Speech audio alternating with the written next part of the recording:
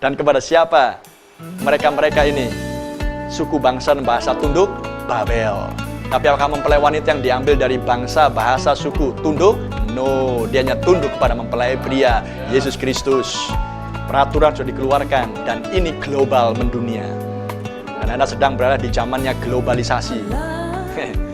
Di zamannya internet, di zamannya informatika, di era digitalisasi. Oh, jadi saya mau bawakan ini semuanya di era kita. Bagaimana peraturan yang mengglobal itu harus ditaati oleh semua suku, kaum, bangsa, dan bahasa. Ayat yang kelima, demi kamu mendengar bunyi sangkakala, seruling, kecapi, rebab, gabus, serdam, dan berbagai-bagai jenis musik. And all kinds of music. Edennya setan, dia sudah membangun segala macam musik. Rock and roll, jazz, apalagi? Anda tahu itu. Swing. Maka haruslah kamu sujud menyembah patung yang telah didirikan Raja Nebukadnezar tersebut. Musik-musik duniawi membuat orang-orang tunduk dan tidak lagi mengikuti musik-musik surgawi karena terlalu sederhana.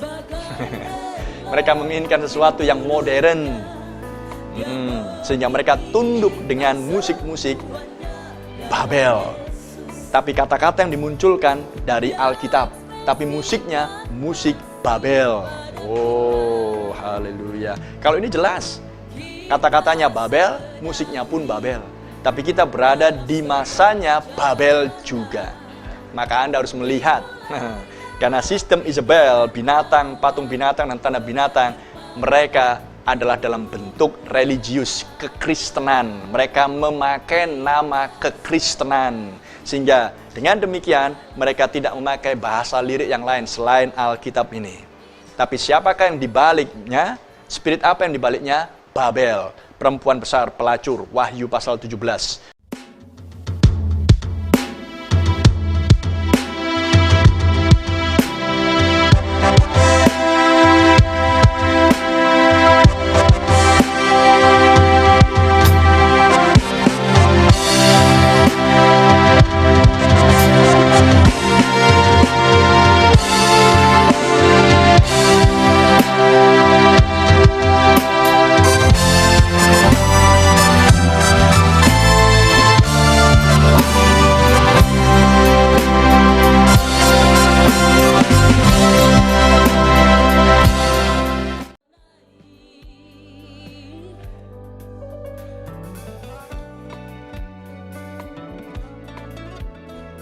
Pasal 17.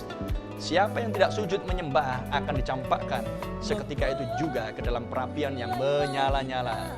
Sistem yang dibuat oleh Babel. Mempelai wanita akan dianiaya, mempelai wanita menderita, tapi mempelai wanita bertahan sampai dengan kesudahannya. Amen.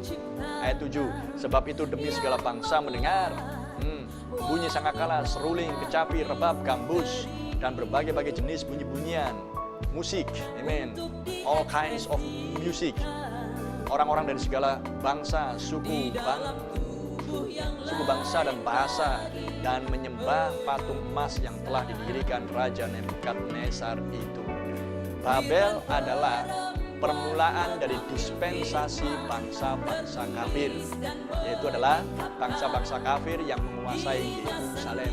Babel adalah permulaan bangsa-bangsa kafir menguasai Yerusalem. Kekaisaran Romawi, bangsa yang keempat, adalah akhir dari dispensasi bangsa-bangsa kafir. Dan apa yang terjadi di awal mula dispensasi bangsa-bangsa kafir, atau yang disebut dengan zaman-zaman bangsa kafir, Lukas 21 ayat 24, apa yang dimulai di permulaan dispensasi, maka di akhir dispensasi bangsa-bangsa kafir sama. Bagaimana Babel berakhir dan kemudian dikuasai oleh media Persia, begitulah akhir dari bangsa Romawi, di akhir dari dispensasi bangsa-bangsa kafir. Apa yang dimulai di permulaan harus sama dengan apa yang terjadi di akhir dispensasi. Dan apa yang dimulai? Bentuk pemaksaan sebuah penyembahan. Penyembahan kepada siapa? Patung tersebut. Penyembahan kepada sistem binatang tersebut. Sistem Isabel. Sama seperti yang dilakukan oleh Nimrod, mendirikan menara Babel supaya semua bangsa-bangsa yang dia kuasai menyembah menara Babel, menyembah Nimrod sebagai pemimpin tunggal atas bangsa-bangsa. Ayat 8. Pada waktu itu juga tampillah beberapa orang Kasdim menuduh orang Yahudi. Sehingga Anda bisa melihat tiba waktunya Anda akan dituduh. Anda dianggap tidak mematuhi peraturan, Anda dianggap melenceng dan lain sebagainya. Anda bukan sedang melenceng, Anda sedang mengikuti firman Tuhan. Amin. Anda mematuhi apa yang sudah dikatakan. Tapi orang-orang ini menganggap bahwa mereka tidak patuh. Ingat, Sadrak, Mesak, Abednego lah orang-orang Israel. Mereka tidak perlu tunduk kepada peraturan Babel. Mereka harus tunduk kepada peraturan firman hukum Taurat yang diberikan oleh Yehova melalui nabinya Musa di Gunung Sinai. Itulah ketetapan yang harus mereka ikuti dari angkatan ke angkatan dan tidak bisa berubah. Amen. Mereka yang menang, orang-orang berdiri di tepi akan lautan kolam Sea of Glass, lautan kaca itu adalah mereka yang menuruti firman Tuhan. Amen. Mereka yang setia kepada firman Tuhan, mereka yang memiliki iman Yesus, sama halnya dengan Wahyu pasal 14, orang-orang kudus